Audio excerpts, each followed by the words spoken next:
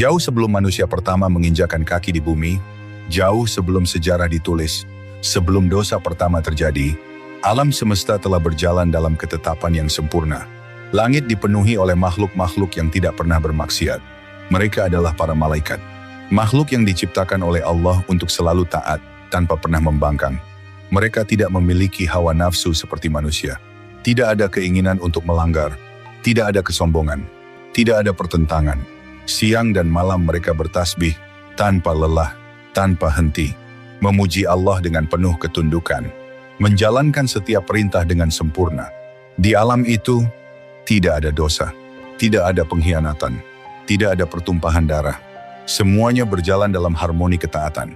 Namun di sisi lain, bumi yang kelak akan menjadi tempat tinggal manusia telah ada. Sebuah tempat yang belum dihuni oleh makhluk bernama manusia.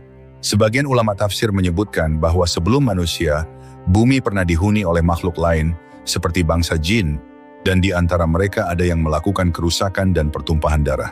Namun penting untuk dipahami, pengetahuan tentang hal ini tidak dijelaskan secara rinci dalam Al-Quran. Yang pasti, Allah Maha mengetahui seluruh sejarah yang telah terjadi, meskipun tidak semuanya diungkapkan kepada manusia. Dan pada titik inilah, sebuah ketetapan besar akan terjadi. Sebuah keputusan ilahi yang bukan hanya akan mengubah bumi, tetapi juga menjadi awal dari seluruh perjalanan umat manusia.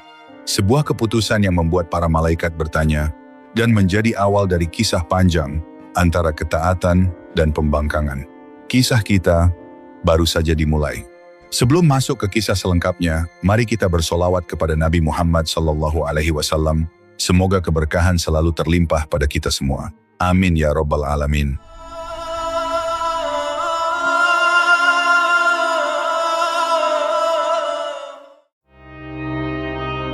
Assalamualaikum warahmatullahi wabarakatuh.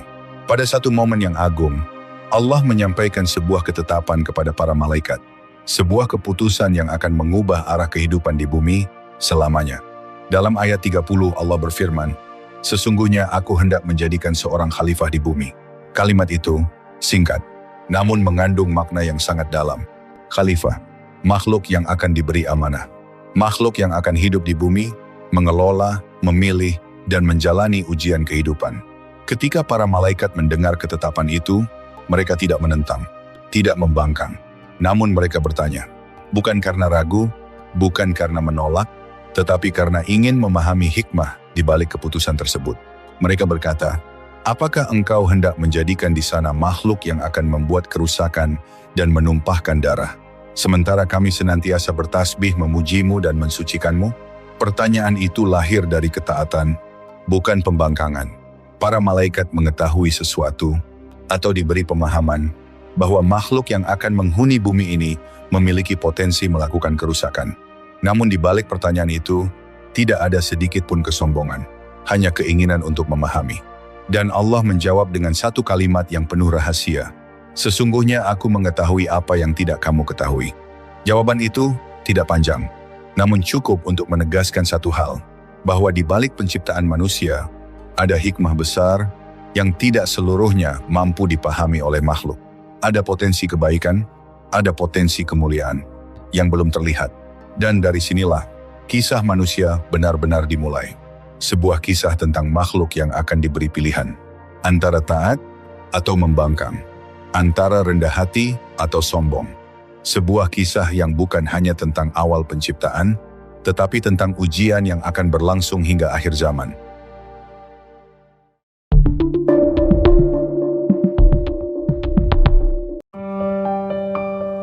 Setelah ketetapan itu disampaikan, maka dimulailah penciptaan manusia pertama. Bukan dari cahaya seperti malaikat, bukan dari api seperti jin, tetapi dari sesuatu yang sangat sederhana, tanah. Dalam banyak ayat Al-Quran disebutkan bahwa manusia diciptakan dari turab, tin, dan salsal, tanah yang kering, yang jika dipandang, tampak tidak bernilai. Dari bahan itulah, Allah membentuk Nabi Adam alaihissalam. Bukan secara bertahap seperti manusia setelahnya, tetapi langsung dengan kehendaknya. Dalam ayat 72, Allah berfirman, "Ketika aku telah menyempurnakan kejadiannya, dan aku tiupkan kepadanya ruh dariku, pada momen itulah, sesuatu yang sebelumnya hanya bentuk menjadi hidup, jasad dari tanah, dipadukan dengan ruh yang Allah tiupkan. Dan dari perpaduan itu, lahirlah makhluk baru. Makhluk yang memiliki jasad seperti bumi dan ruh yang mengarah kepada langit. Para ulama menjelaskan bahwa ini adalah bentuk pemuliaan. Bahwa manusia bukan sekadar makhluk fisik, tetapi juga memiliki dimensi ruhani. Inilah manusia pertama. Bukan hasil evolusi panjang tanpa arah, tetapi ciptaan langsung dengan tujuan. Makhluk yang akan menjadi khalifah di bumi. Makhluk yang akan diuji, namun juga diberi potensi untuk mengenal Tuhannya. Dengan ruh itu, ia diangkat menuju kemuliaan.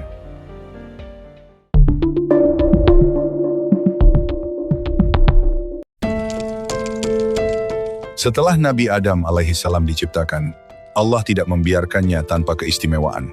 Ada satu hal yang menjadi pembeda utama antara Adam dan makhluk lainnya. Bukan kekuatan, bukan bentuk fisik, bukan pula asal penciptaan, tetapi ilmu. Dalam ayat 31, Allah berfirman, "Dan dia mengajarkan kepada Adam nama-nama seluruhnya." Ayat ini mengandung makna yang sangat dalam. Para ulama menjelaskan bahwa yang diajarkan bukan sekadar nama benda, tetapi juga hakikatnya, fungsinya, dan pemahamannya. Ini adalah dasar dari seluruh peradaban manusia. Kemampuan untuk mengenal, memahami, dan memberi makna. Kemudian Allah memperlihatkan apa yang telah diajarkan itu kepada para malaikat dan berfirman, "Sebutkan kepadaku nama-nama benda ini, jika kalian memang benar." Para malaikat menjawab dengan penuh ketundukan, "Maha suci Engkau, tidak ada yang kami ketahui selain apa yang Engkau ajarkan kepada kami." Disinilah terlihat jelas bahwa malaikat yang selalu taat itu pun memiliki batas dalam pengetahuan. Lalu Allah memerintahkan Adam untuk menyebutkan nama-nama tersebut. Dan Adam pun menyebutkannya, satu demi satu, dengan tepat, dengan ilmu yang telah Allah ajarkan kepadanya. Maka tampaklah kemuliaan itu, bukan karena ia berasal dari tanah, tetapi karena ia diberi ilmu. Disinilah sebuah prinsip besar ditegakkan, bahwa kemuliaan manusia di sisi Allah bukan ditentukan oleh asal-usulnya, tetapi oleh apa yang ia ketahui dan bagaimana ia menggunakan ilmunya. Ilmu itulah yang mengangkat derajat manusia. Ilmu itulah yang membedakan antara ketaatan dan kesesatan. Dan sejak awal penciptaannya, Allah telah menunjukkan bahwa manusia dimuliakan melalui ilmu.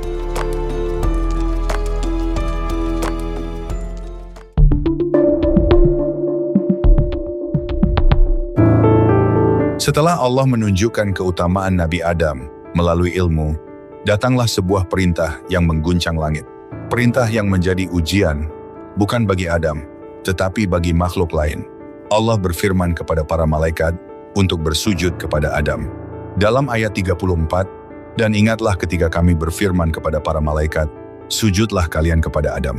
Sujud ini bukanlah ibadah, bukan penyembahan, tetapi bentuk penghormatan atas kemuliaan yang Allah berikan kepada Adam. Maka para malaikat pun tunduk, tanpa ragu, tanpa menunda, tanpa mempertanyakan kembali. Karena itulah sifat mereka, taat sepenuhnya kepada perintah Allah. Namun, di antara barisan itu, ada satu makhluk yang tidak ikut bersujud. Ia berdiri, enggan, dan dipenuhi kesombongan. Dialah iblis. Ia bukan malaikat, melainkan dari golongan jin. Namun dahulu ia berada di tengah-tengah mereka dalam ibadah. Ketika semua bersujud, ia justru menolak.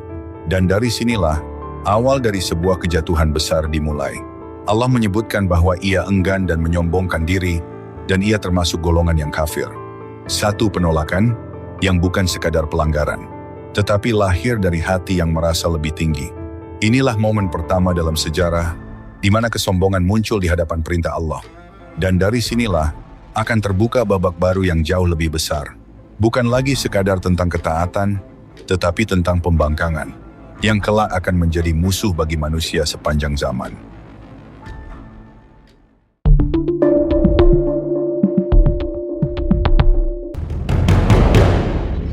Dalam Al-Quran dijelaskan bahwa iblis berasal dari golongan jin, sebagaimana disebutkan dalam ayat 50, ia adalah dari golongan jin, maka ia mendurhakai perintah Tuhannya.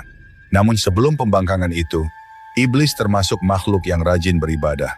Ia berada di tengah-tengah para malaikat, ikut dalam ketaatan dan penghambaan, hingga datang satu perintah yang membuka isi hatinya yang sebenarnya.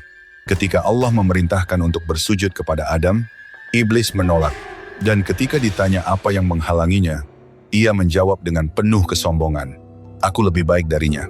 Engkau ciptakan aku dari api, sedangkan dia engkau ciptakan dari tanah." Kalimat itu sederhana, namun disitulah letak kehancurannya. Ia tidak menolak karena tidak tahu. Ia menolak karena merasa lebih tinggi. Ia mengukur kemuliaan dari asal penciptaan, bukan dari ketaatan kepada Allah. Api menurutnya lebih mulia daripada tanah. Lebih ringan, lebih tinggi, lebih kuat. Dan dari situlah lahir kesombongan pertama dalam sejarah. Kesombongan yang tidak hanya membuatnya menolak perintah, tetapi juga membuatnya menentang kebenaran. Para ulama menjelaskan bahwa inilah hakikat kesombongan, menolak kebenaran dan merendahkan yang lain. Iblis tidak hanya membangkang, ia juga meremehkan Adam. Dan sejak saat itu, ia tidak lagi berada dalam kemuliaan. Satu sifat yang menghancurkan seluruh amal ibadahnya. Satu kesombongan yang menjatuhkannya dari kedudukan tinggi menjadi makhluk yang terlaknat. Dan dari sinilah permusuhan itu mulai tumbuh. Permusuhan antara kesombongan dan kebenaran.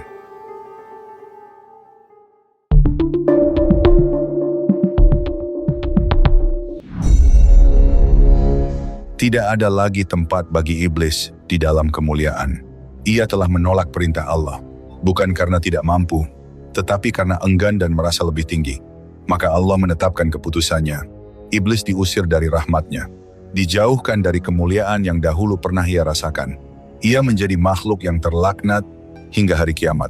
Namun sebelum ia pergi, iblis tidak diam. Ia meminta satu hal kepada Allah, penangguhan waktu.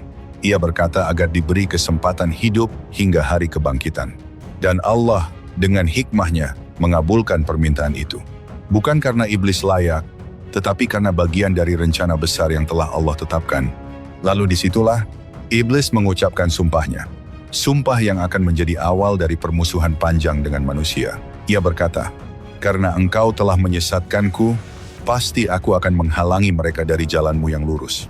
Ucapan itu bukan kebenaran, tetapi bentuk pembangkangan dan upaya menyalahkan. Namun sumpahnya jelas. Ia akan menyesatkan manusia. Dari depan, dari belakang, dari kanan, dan dari kiri. Ia tidak akan datang dengan wujud yang menakutkan. Tidak selalu dengan paksaan, tetapi dengan bisikan, dengan rayuan, dengan sesuatu yang tampak indah, namun menyesatkan. Dan sejak saat itu, permusuhan itu dimulai. Bukan permusuhan biasa, bukan sekadar konflik sesaat, tetapi permusuhan yang akan berlangsung sepanjang zaman. Antara iblis dan anak cucu Adam, antara kesombongan dan ketaatan, dan manusia akan menjadi medan dari pertarungan itu.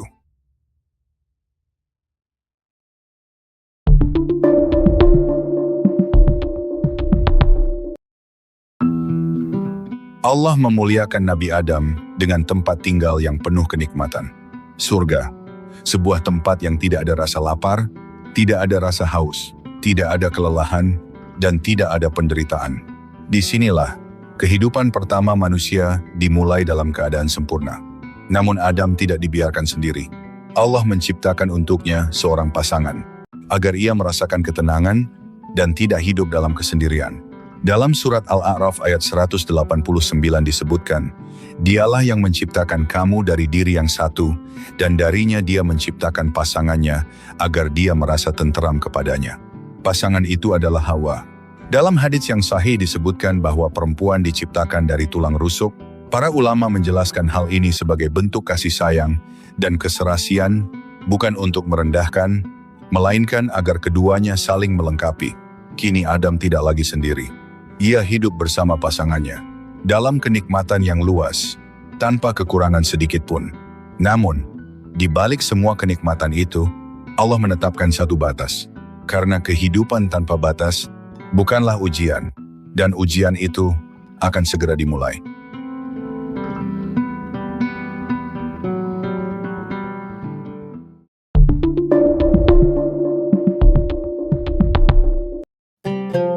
Di tengah keluasan kenikmatan surga, Allah menetapkan satu batas, satu larangan, bukan untuk menyulitkan, bukan untuk membatasi kebahagiaan, tetapi sebagai ujian ketaatan.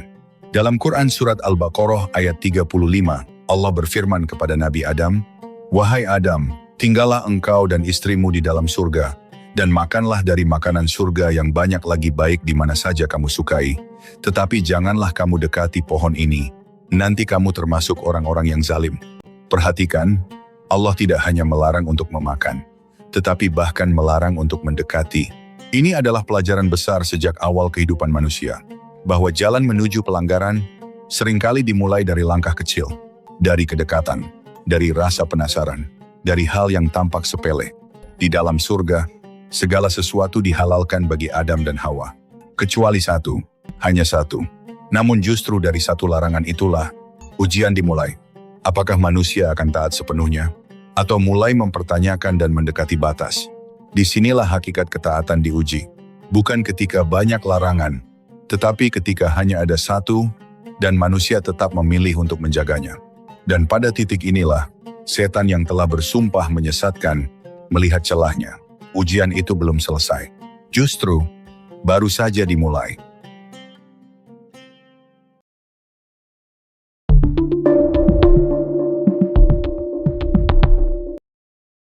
Larangan telah ditetapkan. Batas telah dijelaskan. Namun musuh manusia tidak pernah lengah. Iblis yang telah bersumpah untuk menyesatkan, melihat satu peluang. Ia tidak datang dengan paksaan, tidak pula dengan ancaman. Ia datang dengan cara yang paling halus, bisikan. Dalam surat Al-A'raf ayat 20 disebutkan, maka setan membisikkan pikiran jahat kepada keduanya, agar menampakkan kepada keduanya apa yang tertutup dari mereka, yaitu aurat mereka. Dan setan berkata, Tuhan kamu tidak melarang kamu dari pohon ini, melainkan agar kamu tidak menjadi malaikat atau tidak menjadi orang yang kekal dalam surga. Ia mendekati Adam dan Hawa, bukan sebagai musuh yang menakutkan, tetapi sebagai penasihat yang seolah-olah tulus. Ia memahami satu hal tentang manusia, bahwa manusia memiliki rasa ingin tahu, memiliki harapan, dan keinginan untuk mendapatkan lebih. Maka ia tidak menyerang secara terang-terangan. Ia merayu. Ia memelintir larangan Allah, seolah-olah ada kebaikan besar yang disembunyikan. Ia menanamkan prasangka bahwa larangan itu adalah batasan terhadap kemuliaan. Padahal, larangan itu adalah ujian ketaatan. Tidak berhenti di situ. Dalam ayat berikutnya disebutkan, ia bahkan bersumpah, sesungguhnya aku benar-benar termasuk orang yang memberi nasihat kepada kamu berdua. Ia menggunakan sumpah untuk menutupi kebohongannya. Dan disinilah letak ujian yang sebenarnya. Adam dan Hawa hidup dalam kebenaran. Mereka belum pernah mengenal dusta.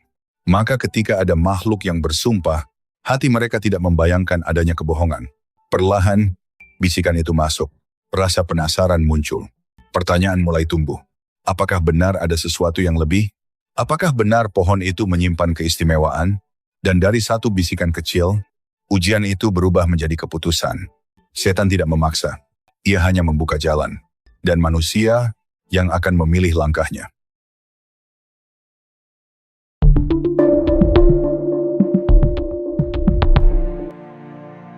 Dalam surat Toha ayat 121 disebutkan, kemudian keduanya memakan dari pohon itu, lalu nampaklah bagi keduanya aurat-auratnya, dan mulailah keduanya menutupinya dengan daun-daun dari surga. Dan Adam telah durhaka kepada Tuhannya, lalu tersesat. Satu tindakan yang tampak kecil, namun dampaknya langsung terasa. Seketika, keadaan berubah. Yang sebelumnya penuh ketenangan, menjadi kegelisahan. Yang sebelumnya tertutup, menjadi terbuka. Aurat mereka tampak. Dan untuk pertama kalinya, mereka merasakan sesuatu yang belum pernah mereka rasakan sebelumnya. Malu. Mereka segera mengambil daun-daun surga, menutup tubuh mereka, tanpa diperintah, tanpa diajari. Seolah-olah fitrah itu muncul begitu saja. Inilah konsekuensi pertama dari pelanggaran terhadap perintah Allah. Dosa tidak pernah membawa ketenangan. Ia selalu diiringi kegelisahan, selalu diiringi hilangnya rasa aman. Kemudian Allah memanggil mereka. Dalam surat Al-A'raf ayat 22 disebutkan, bukankah aku telah melarang kamu berdua dari pohon itu? Dan aku katakan bahwa setan adalah musuh yang nyata bagi kamu berdua? Teguran itu bukan sekadar hukuman, tetapi pengingat bahwa peringatan telah diberikan, bahwa musuh telah dijelaskan. Dan kini, manusia merasakan akibat dari pilihannya. Namun kisah ini tidak berhenti pada kesalahan, karena disinilah akan terlihat perbedaan besar antara Adam dan iblis. Kesalahan telah terjadi, tetapi bagaimana manusia meresponsnya, itulah yang akan menentukan segalanya.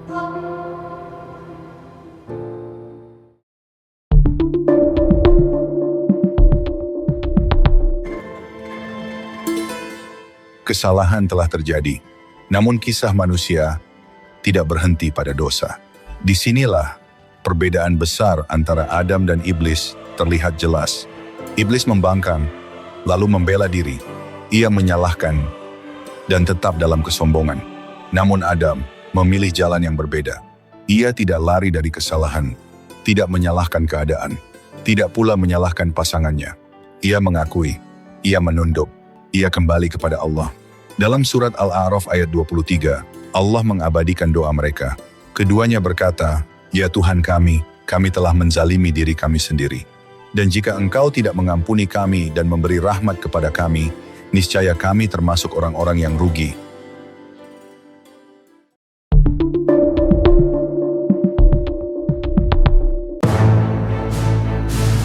Taubat telah diterima. Namun, konsekuensi dari peristiwa itu tetap berjalan. Allah menetapkan satu keputusan yang tidak bisa dihindari. Dalam Quran surat Al-Baqarah ayat 36, Allah berfirman, "Lalu setan menggelincirkan keduanya dari surga itu dan mengeluarkan keduanya dari keadaan semula. Dan kami berfirman, turunlah kamu, sebagian kamu menjadi musuh bagi sebagian yang lain, dan bagi kamu ada tempat tinggal serta kesenangan di bumi sampai waktu yang ditentukan." Dengan ketetapan itu, berakhirlah kehidupan Adam dan Hawa di surga. Dan dimulailah babak baru di bumi. Bumi bukan sekadar tempat tinggal. Ia adalah tempat ujian, tempat perjuangan, tempat di mana manusia akan menghadapi pilihan antara ketaatan dan kemaksiatan. Permusuhan pun menjadi nyata. Setan yang telah bersumpah untuk menyesatkan akan terus mengintai manusia. Dan manusia harus belajar untuk melawan. Turunnya Adam ke bumi bukan semata-mata hukuman, tetapi bagian dari rencana besar Allah. Sejak awal, manusia memang diciptakan untuk menjadi khalifah di bumi. Disinilah amanah itu dimulai. Disinilah manusia akan bekerja, berusaha, merasakan lelah, dan menghadapi ujian kehidupan. Berbeda dengan kehidupan di surga, yang penuh kenikmatan tanpa kesulitan. Kini, manusia harus berjuang. Namun Allah tidak meninggalkan manusia tanpa arah. Dalam Quran Surat Toha ayat 123, Allah berfirman, "Turunlah kamu berdua dari surga itu semuanya. Sebagian kamu menjadi musuh bagi sebagian yang lain. Maka jika datang kepada kalian petunjuk dariku, barang siapa mengikuti petunjukku, ia tidak akan sesat dan tidak akan celaka." Inilah janji Allah, bahwa di tengah ujian akan selalu ada petunjuk. Dan sejak saat itu, perjalanan panjang manusia di bumi pun dimulai. Sebuah perjalanan yang akan menentukan kemana ia akan kembali.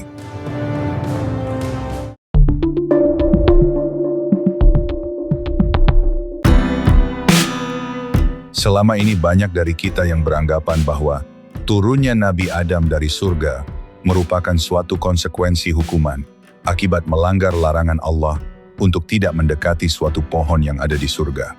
Padahal Al-Quran sudah menegaskan bahwa sejak awal Allah menciptakan manusia sebagai khalifah di bumi. Sebagian mufasir seperti Ibnu Katsir menjelaskan bahwa penempatan Nabi Adam di surga adalah bagian dari fase awal sebelum turun ke bumi, bukan tujuan akhir manusia. Surga dalam kisah ini dipahami sebagai tempat ujian awal sebelum manusia menjalankan amanahnya di bumi. Sementara ulama lain seperti Fakhruddin Ar-Razi menyoroti bahwa kisah ini mengandung hikmah tentang ta'lim al-insan, pendidikan manusia.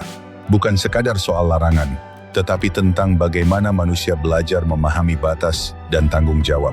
Dan ada pula penekanan dari sebagian ulama bahwa perintah turun ke bumi bukan semata hukuman, tetapi bagian dari realisasi tujuan penciptaan manusia sebagai khalifah.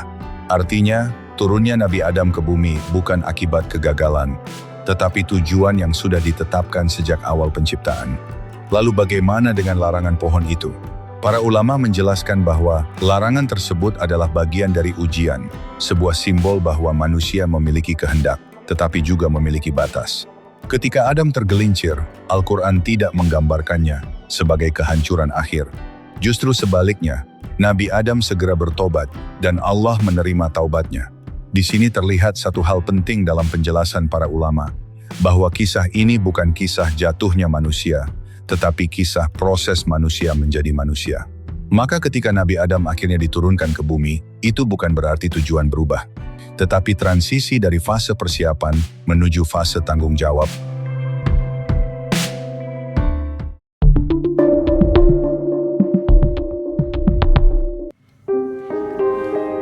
Dengan turunnya Adam ke bumi, kehidupan manusia pun benar-benar dimulai. Tidak ada lagi kenikmatan tanpa usaha. Tidak ada lagi kehidupan tanpa ujian. Di bumi, manusia harus belajar. Belajar bertahan hidup, belajar bekerja. Belajar menghadapi rasa lapar, lelah, dan kesulitan. Tanah yang dahulu menjadi asal penciptaannya, kini menjadi tempat ia berpijak, menanam, dan mencari rezeki. Inilah sunnatullah kehidupan, bahwa kemuliaan di dunia tidak datang tanpa usaha. Namun di balik semua itu, Allah tidak membiarkan manusia berjalan tanpa arah. Sejak awal, Allah telah menyiapkan petunjuk. Dalam ayat 123, Allah berfirman, "Jika datang kepada kalian petunjuk dariku, maka barang siapa mengikuti petunjukku, ia tidak akan sesat dan tidak akan celaka." Ini adalah janji, sekaligus peringatan, bahwa di bumi, manusia tidak akan dibiarkan sendiri. Akan datang petunjuk, akan datang wahyu, akan datang bimbingan dari Allah. Dan Nabi Adam bukan sekadar manusia pertama. Ia adalah Nabi pertama. Ia menerima bimbingan dari Allah dan menyampaikannya kepada keluarganya. Ia mengajarkan tauhid, mengajarkan siapa Tuhan mereka, mengajarkan bahwa setan adalah musuh yang nyata. Pengalaman di surga menjadi pelajaran yang sangat berharga, bahwa satu pelanggaran bisa mengubah segalanya, dan ketaatan adalah jalan keselamatan. Sejak saat itu, kehidupan manusia di bumi bukan hanya tentang bertahan hidup, tetapi tentang mengikuti petunjuk atau tersesat, tentang mendekat kepada Allah atau menjauh, dan pilihan itu akan terus ada hingga akhir zaman.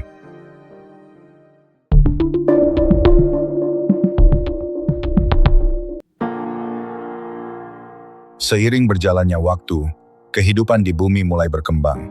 Nabi Adam alaihissalam tidak lagi sendiri bersama Hawa. Allah menganugerahkan kepada mereka keturunan. Dari pasangan pertama inilah, seluruh umat manusia berasal. Generasi demi generasi mulai lahir.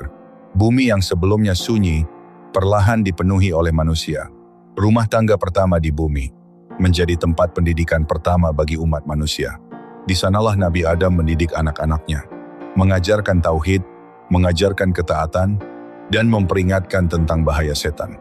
Ia tidak hanya menjadi seorang ayah, tetapi juga seorang nabi yang memikul amanah untuk membimbing keluarganya. Dalam beberapa riwayat yang disebutkan oleh para ulama, dikatakan bahwa setiap kelahiran Hawa melahirkan sepasang anak laki-laki dan perempuan. Dan pada masa itu, mereka diperintahkan untuk menikah dengan saudara yang tidak kembar dengannya. Namun penting untuk dipahami bahwa rincian ini berasal dari riwayat para ulama dan tidak disebutkan secara langsung dalam Al-Quran. Yang pasti adalah bahwa manusia berkembang dari keturunan Adam.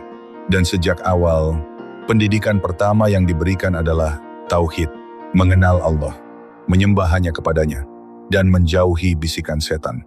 Inilah fondasi kehidupan manusia. Sebelum ada peradaban, sebelum ada bangsa dan kerajaan, yang pertama kali ditanamkan adalah iman. Dan dari sinilah ujian berikutnya akan muncul. Karena meskipun dididik dalam satu rumah, tidak semua hati akan tetap sama. Dan perbedaan itu akan segera terlihat.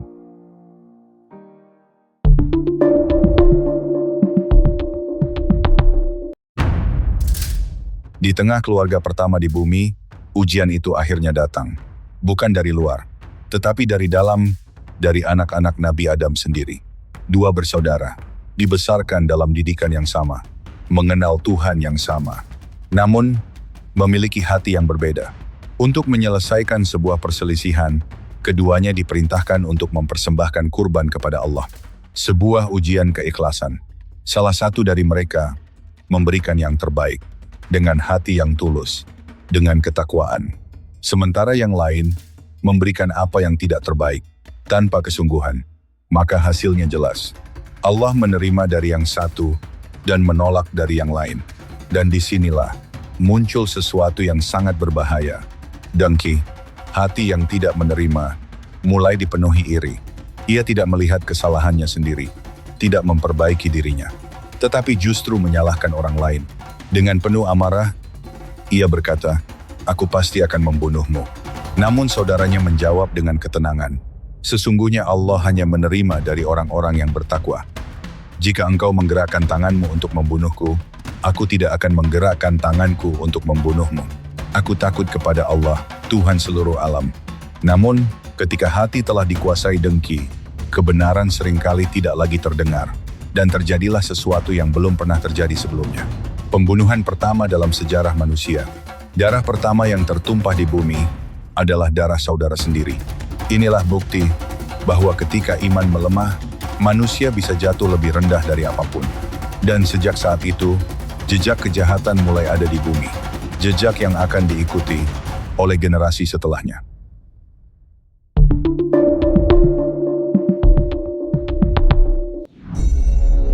Peristiwa itu tidak berhenti pada satu kematian. Ia meninggalkan jejak yang akan terus terbawa dalam perjalanan panjang umat manusia. Setelah Qabil membunuh saudaranya, ia tidak langsung menemukan ketenangan. Tidak ada rasa kemenangan, tidak ada kepuasan. Yang ada justru kebingungan.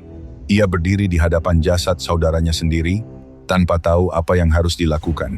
Untuk pertama kalinya dalam sejarah, manusia berhadapan dengan kematian akibat perbuatannya sendiri. Lalu Allah memperlihatkan kepadanya sesuatu. Dalam surat Al-Maidah ayat 31 disebutkan, kemudian Allah mengirim seekor burung gagak untuk menggali tanah supaya dia memperlihatkan kepadanya bagaimana cara mengubur mayat saudaranya. Qabil berkata, "Celakalah aku. Mengapa aku tidak mampu berbuat seperti burung gagak ini sehingga aku dapat mengubur mayat saudaraku?" Maka, jadilah dia termasuk orang-orang yang menyesal. Penyesalan itu datang. Namun, terlambat. Perbuatan telah terjadi, darah telah tertumpah, dan dampaknya tidak berhenti di situ. Dalam hadits yang sahih, Rasulullah SAW bersabda, "Tidaklah seseorang dibunuh secara zalim, melainkan anak Adam yang pertama itu mendapatkan bagian dari dosanya, karena dialah yang pertama membuka jalan." Inilah beratnya sebuah dosa pertama. Ia tidak hanya berdampak pada pelakunya, tetapi juga menjadi jejak yang diikuti oleh orang-orang setelahnya. Setiap kejahatan yang dilakukan manusia bisa menjadi warisan buruk bagi generasi berikutnya. Dan dari sinilah kita memahami satu hal, bahwa setiap perbuatan tidak pernah berhenti pada diri sendiri. Ia akan meninggalkan pengaruh, ia akan meninggalkan jejak, dan jejak itu bisa menjadi kebaikan yang terus mengalir atau keburukan yang terus berlanjut. Pilihan itu selalu ada pada manusia.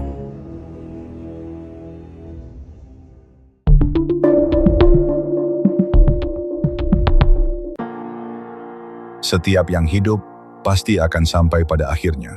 Tidak ada yang kekal selain Allah. Waktu terus berjalan, dan usia Nabi Adam alaihissalam yang panjang perlahan mendekati batasnya.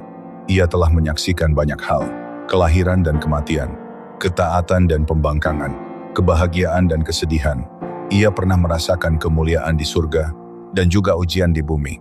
Semua pengalaman itu menjadikannya seorang nabi yang penuh hikmah. Menjelang akhir hayatnya, Nabi Adam mengumpulkan anak cucunya. Ia memberikan wasiat agar mereka tetap berpegang pada tauhid, tidak menyekutukan Allah, dan tidak mengikuti langkah-langkah setan. Ia mengingatkan bahwa bumi hanyalah tempat tinggal sementara. Dalam surat Ali Imran ayat 185, Allah berfirman, "Setiap yang bernyawa pasti akan merasakan mati. Tidak ada yang bisa menolak ketetapan ini." Dalam beberapa riwayat disebutkan bahwa malaikat datang untuk mencabut ruh Nabi Adam, serta mengajarkan kepada anak-anaknya tata cara mengurus jenazah. Namun penting untuk dipahami bahwa rincian ini berasal dari riwayat, bukan penjelasan langsung dalam Al-Quran. Yang pasti adalah, Nabi Adam wafat, sebagaimana seluruh manusia akan mengalaminya. Ia kembali kepada Tuhannya. Dari tanah ia diciptakan, dan kepada tanah pula ia kembali. Sebagaimana disebutkan dalam surat Toha ayat 55. Darinya tanah itulah kami menciptakanmu, kepadanyalah kami akan mengembalikanmu, dan dari sanalah kami akan mengeluarkanmu pada waktu yang lain. Dengan wafatnya Nabi Adam, berakhir sudah babak pertama sejarah manusia. Namun kisahnya tidak pernah berakhir, karena setiap manusia adalah bagian dari kisah itu. Kisah tentang asal-usul, tentang ujian, dan tentang perjalanan kembali kepada Allah. Kisah ini bukan sekadar tentang masa lalu, bukan hanya tentang manusia pertama yang diciptakan dari tanah, lalu hidup dan wafat. Ini adalah kisah tentang kita, dari mana kita berasal, dan kemana kita akan kembali. Dalam diri Adam, kita melihat kemuliaan, bahwa manusia dimuliakan dengan ilmu, dan diberi kesempatan untuk dekat dengan Allah. Namun dalam kisahnya juga, kita melihat kelemahan, bahwa manusia bisa tergelincir, bisa salah, bisa lupa. Dan dalam kisah iblis, kita melihat bahaya yang selalu mengintai, kesombongan, merasa lebih baik, menolak kebenaran, dan akhirnya jatuh dalam kehinaan. Namun Allah tidak meninggalkan manusia tanpa harapan. Dari kesalahan Adam, kita belajar tentang taubat, bahwa sebesar apapun dosa, pintu kembali selalu terbuka. Selama hati masih mau tunduk, selama lisan masih mau memohon, dan selama kita belum sampai pada akhir kehidupan. Kita juga belajar bahwa kehidupan di bumi ini adalah ujian, bukan tempat untuk selamanya, bukan tujuan akhir, tetapi jalan menuju tempat kembali yang sebenarnya. Dalam setiap pilihan yang kita ambil, ada jejak yang kita tinggalkan, seperti Kabil yang membuka pintu kejahatan, atau seperti para hamba yang taat, yang meninggalkan kebaikan yang terus mengalir. Dan pada akhirnya, kita semua akan kembali, sebagaimana Adam kembali kepada Tuhannya. Maka pertanyaannya bukan lagi, bagaimana kisah itu dimulai, tetapi, bagaimana kisah kita akan berakhir. Semoga Allah menjadikan kita termasuk hamba-hambanya, yang menjaga amanah, yang menjauhi kesombongan, dan yang selalu kembali kepadanya dalam setiap kesalahan. Wallahu a'lam. Wassalamualaikum warahmatullahi wabarakatuh.